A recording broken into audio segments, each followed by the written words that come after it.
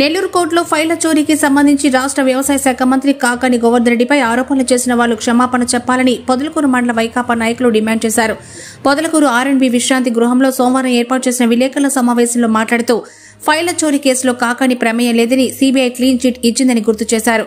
ఈ విషయంలో చంద్రబాబు నుంచి సోమిరెడ్డి చంద్రమోహన్ రెడ్డి వరకు పలువురు రకరకాలుగా ఆరోపణలు చేశారని, వారంతా ఇప్పుడు మా నాయకుడికి క్షమాపణ చెప్పాలని కోరారు. ఈ కార్యక్రమంలో పొదలకూరు మండల నాయకులు పాల్గొన్నారు.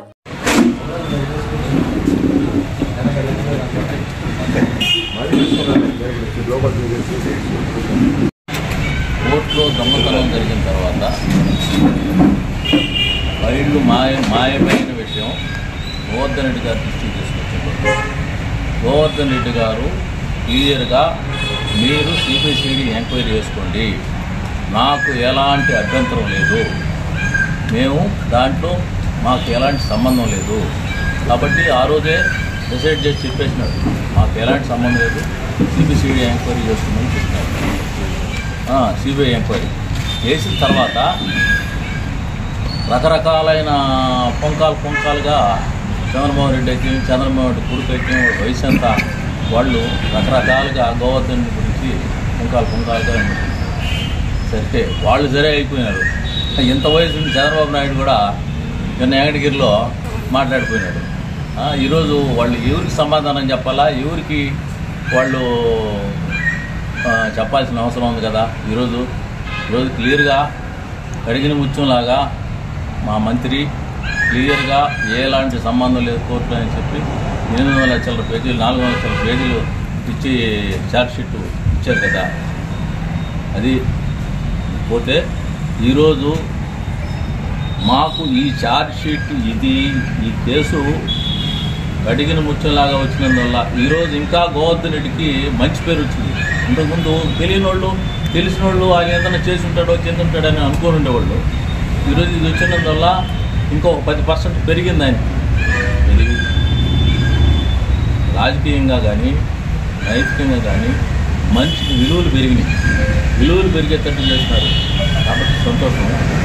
మాకందరికీ ఇది కడిగిన ముత్యంలాగా రావడానికి మాకందరికీ మా నాయకులకి అందరికీ సంతోషం. వ్యవసాయ శాఖ మంత్రులు మన ప్రీతమ నాయకులు డాక్టర్ కాకాని గోవర్ధన్ రెడ్డి గారి విషయంలో మరి నిన్న కోర్టు ఇచ్చిన క్లీన్ చిట్ తీర్పు విషయమై అందరం కూడా మేము ఎంతో సంతోషిస్తున్నాము. గత సంవత్సరం క్రితము మరి ఆయన మంత్రి అయిన తర్వాత నెల్లూరు కోర్టులో జరిగిన ఆ యొక్క పత్రాల దొంగతనం విషయంలో మెయిన్గా కాకాని గోవర్ధన్ రెడ్డి గారే ఈ పని చేయించారు అని చెప్పి చాలా ఆరోపణలు వచ్చినాయి. మరి స్టేట్లో ఉన్న మరి ప్రతిపక్ష నాయకులు మరి లోకల్గా ఉన్న ఎక్స్ మినిస్టర్లు అందరూ కూడా ప్రతిపక్షాలు అందరూ చాలా రకరకాల అభియోగాలు చేశారు, చాలా విమర్శించారు. మరి ఆయన ఇలా చేశారని ఆ రోజు మేమందరం కూడా ఆయన విషయంలో మేమెవరూ కూడా తప్పు పట్టలేదు. ఆయన అలా చేయరని మా అందరికీ తెలుసు. ఆయన నిజాయితీ కలిగిన నాయకుడు, ఎవరిని కూడా ఎప్పుడూ కూడా అన్యాయంగా ఉండమని అవినీతి చేయమని ఆయన ప్రేరేపించరు. ఆయన నిజాయితీలతోటి ఈ మా నియోజకవర్గాన్ని ఒక ఎమ్మెల్యేగా గత 10 సంవత్సరాల నుంచి కూడా ఆయన పరిపాలిస్తున్నారు. మరి ఎంతోమంది అభిమానాన్ని, ప్రజలందరి అభిమానాన్ని కోరుకున్న వ్యక్తి ఆయన. అలాంటి ఆయన అలాగా దొంగతనానికి పాల్పడి ఇలాంటి నికృష్టమైన పనులు చేయాల్సిన అగత్యం ఆయనకి లేదు.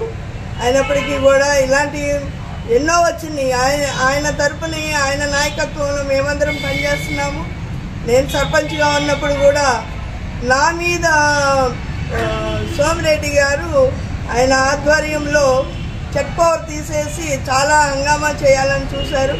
అయినప్పటికీ కూడా మేము మా సత్యలతని నిరూపించుకునే విధంగా, ఎందుకంటే అది కేవలము మా నాయకుడు ఇచ్చిన ధైర్యము, ఆయన ఇచ్చిన గైడెన్స్లో మేమందరము కూడా ఆయన అండర్లో మా నాయకులు కానీ కార్యకర్తలు అందరం కూడా పనిచేస్తాము. ఎప్పుడు కూడా ఆయన అంత నిజాయితీ కలిగిన వ్యక్తి, ప్రజలకు అందరికీ అందుబాటులో ఉండే వ్యక్తి, ఎవరికి ఏ సహాయం చేయాలన్నా చేయగలిగిన వ్యక్తి.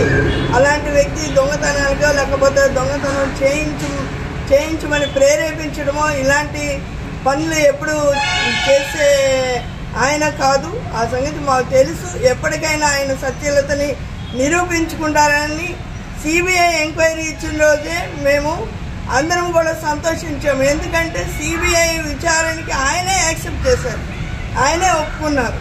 దాన్ని ఆయన మీరు సిబిఐ విచారణ కాదు, అంతకు మించి ఏదన్నా కాదు చేసుకోండి, దాంట్లో నాకేమీ అభ్యంతరం లేదని ఆయన చెప్పినప్పుడు ఈరోజు 88 మందిని విచారించి 440 పేజీల ఇది తీసుకొని మరి హైకోర్టు ఈరోజు ఆయన మీద ఆయనకి దీంట్లో ఎటువంటి సంబంధం లేదు, దీనికి ఆయనకి ఎటువంటి ఈ వ్యవహారంలో ఎటువంటి ప్రమేయం లేదని చెప్పేసి క్లీన్ చిట్ ఇవ్వటం జరిగింది. అలాంటి విషయంలో ఇంకో విషయం కూడా చెప్పింది. ఆ రోజు పోలీస్ ఎంక్వైరీలో ఎవరైతే పట్టుపట్టారో దొంగలు వాళ్ళే పోలీస్ కూడా కరెక్ట్ ఇన్వెస్టిగేషన్ చేసి చేశారని చెప్పి సిబిఐ నిర్ధారించింది. అలాంటి విషయంలో మరి వాళ్ళకు కూడా నేను శుభాకాంక్షలు తెలియజేస్తున్నాను, పోలీస్ డిపార్ట్మెంట్కి కూడా. మరి ఆయన విషయంలో మేమందరము కూడా ఈరోజు క్లీన్ చిట్ వచ్చిన విషయంలో మేమందరము కూడా మా నాయకుడి నిజాయితీ, ధైర్యము అన్ని విషయాల్లో కూడా ఆయన మేము ఫాలో అవుతాము, ఆయనతో మేము ఉంటాము. మేమే కాదు, నియోజకవర్గము, రాష్ట్ర ప్రజలందరూ కూడా ఆయనతో ఉన్నారు. రాబోయే రోజుల్లో ఆయన తిరుగులేని నాయకుడిగా, మహానాయకుడిగా ముందుకు వెళ్తారని. కిందట ఒక ఫైల్ మాయమైతే దాన్ని మా నాయకుడు సర్వేపల్లి శాసనసభ్యులు ప్రస్తుత వ్యవసాయ శాఖ మంత్రి గారు ఆయన తీశాడని చెప్పి చంద్రబాబు నాయుడు కాడించి, చంద్రమోహన్ రెడ్డి కాడించి, లోకేష్ కాడించి ఈ చెత్త రాజకీయ నాయకులను కూడా మాటలు చెప్పాలంటే వాళ్ళు ఆయన మీద అభియోగం మోపారు. ఈయన తీసుకున్నాడు, ఈయన దొంగిలించాడు అని వాడిని నిరూపించగలిగారా? ఒక నీతిమంతుడిని పట్టుకొని ఆ విధంగా మాట్లాడేది కరెక్టేనా? నిన్నేమైంది?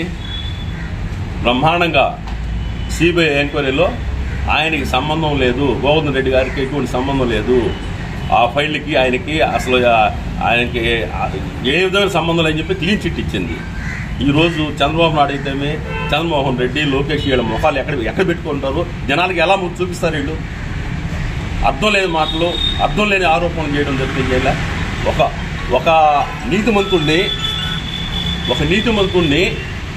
ఒక నిజాయితీ గల రాజకీయ నాయకుడిని, నిత్యం ప్రజాసేవలో ఉండే మా నాయకుడు గోవర్ధన్ రెడ్డిని అలా మాట్లాడడం అనేది మాకు చాలా ఆ రోజు నుంచి కూడా మాకు బాధగా ఉంది. కానీ ఈరోజు స్వచ్ఛందంగా ఆయన సిబిఐ ఎంక్వైరీ నేను నిరూపించుకుంటా అని చెప్పి స్వయంగా హైకోర్టులో ఆయనే దాఖలు చేయడం జరిగింది. దాన్ని ఏమైంది? దాదాపు 403 మంది ఛార్జ్షీట్లు దాఖలు చేశారు కోర్టులో. అలాగే 88 మందిని విచారించారు. ఏమైంది? ఈరోజు నిర్దోషిగా క్లీన్ చిట్ ఇచ్చారు. అది గుర్తెరగాలి, ఊరికి ఆరోపణలు చేయడం కాదు. మాకందరికి కూడా చాలా బాధ కలిగింది. కానీ ఈరోజు కడి ముచ్చులాగా బయటకు వచ్చాడు. భవిష్యత్తులో ఇలాంటి ఆరోపణలు చేయకూడదని చెప్పి ప్రతిపక్షాలకు చెప్తున్నాము. అలాగే భవిష్యత్తులో ఇలాంటి ఆరోపణలు చేసి అసలు ఆయన ఉనికి కాపాడుకునే దానికోసంగా ఈరోజు సోమిరెడ్డి చంద్రమోహన్ రెడ్డి అట్లా మాట్లాడుతున్నాడు తప్పితే ఆయనకి ఏముంది? ఇక్కడ మన నియోజకవర్గంలో ఆయన ఎప్పుడు చచ్చిన పోతూ సమానం ఆయన లెక్క ప్రకారం చెప్పాలంటే.